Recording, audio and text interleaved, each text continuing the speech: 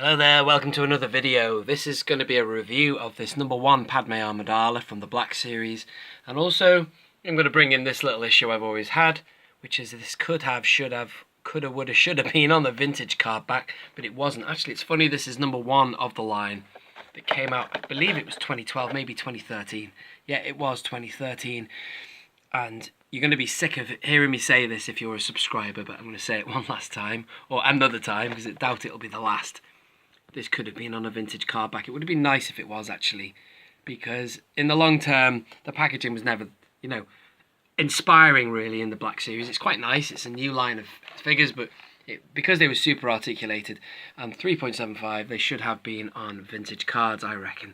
Of which I just thought I'd show you this other Padme Amidala, which was in the vintage collection. This is VC33 of her in Attack of the Clones in the peasant disguise.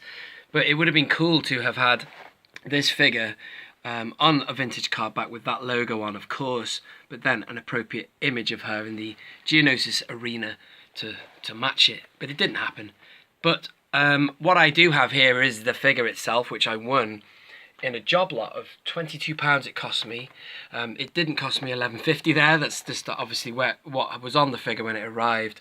I actually won that figure, and I won this Vader, and this C-3PO, and also I won one of these, which I've actually sold since, all for £22, including postage, which is not a bad job lot. And just before I get onto the review of her, I'll give you my top tip for if you're looking on eBay.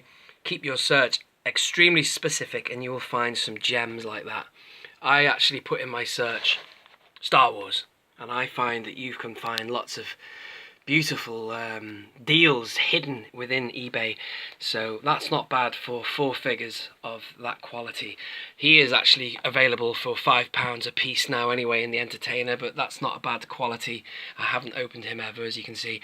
That's not a bad quality card, I'd say, for the price I paid. I don't know what his going rate can fluctuate between, but anyway, yeah, and all these had price stickers on as well from the guy who sold them. As I say, that's just my one that I keep on my wall anyway. The one I did get from him I sold. But there you are. So that was a nice little job lot win. That's just a separate thing I thought I would share with you.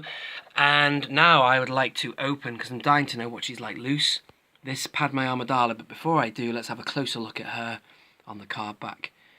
Facial sculpt, initial reaction is not that bad, really. And yeah, I can't wait to see what you can see behind her, because I think she has a wound caused by that.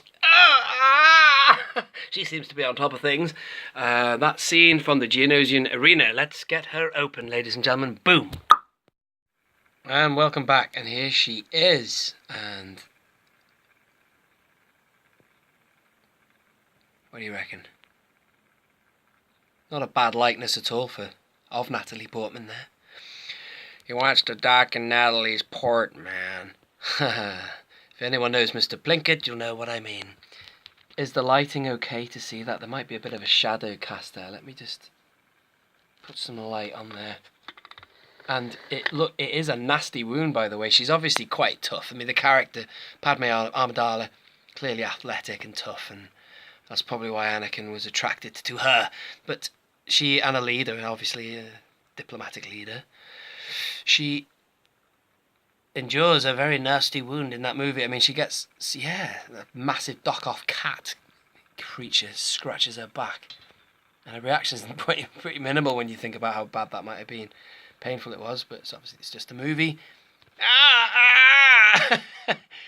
And then she obviously is on top of things and wins the little whatever fight she has with the creature. I don't even know the name of it. But anyway, so the figure's great. Excuse the funny sound that this thing makes, by the way. It ticks. It's solar powered, but there's a battery in there, and the battery I've only changed once in 24 months, so it's really power effective. She has that blaster there, which is most definitely a Trade Federation blaster used by the battle droids, B1 battle droids or whatever they're called, and then it also comes with one of these Nubian blasters. I believe that is Nubian. Nubian! We had lots of that. There's that wound again. She's quite attractive in the movie when she's dressed like that, and she is also echoing, like poetry, they rhyme. She's echoing Leia in Sorry, Empire Strikes Back wearing all white. So it's a great figure. Look at that toned belly. Let's get her off this and have another look. There's nothing much more I can say other than this is not prepared now, because if I angle it like that, maybe it'll be alright.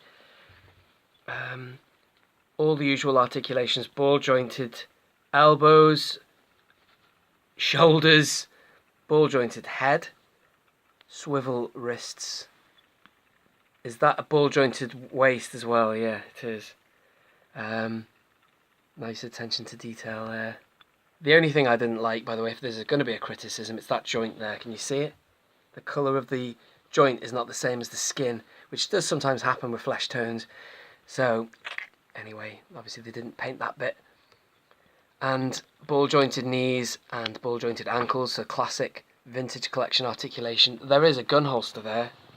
Sorry, am I still even... I can't even see what I'm filming. Let me put that back in there. Yeah, you can put the gun in the gun holster there. And that is about it, really, that I can tell you. Not a bad little figure. Just a shame that she didn't end up on a vintage card. But, you know, you can't have everything in this life. Maybe one day they'll repack her, but then that's going to upset the faction of non-repack or repack haters.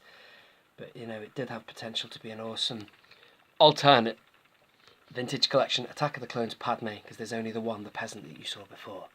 This has been Only One Kenobi. Only one. Out.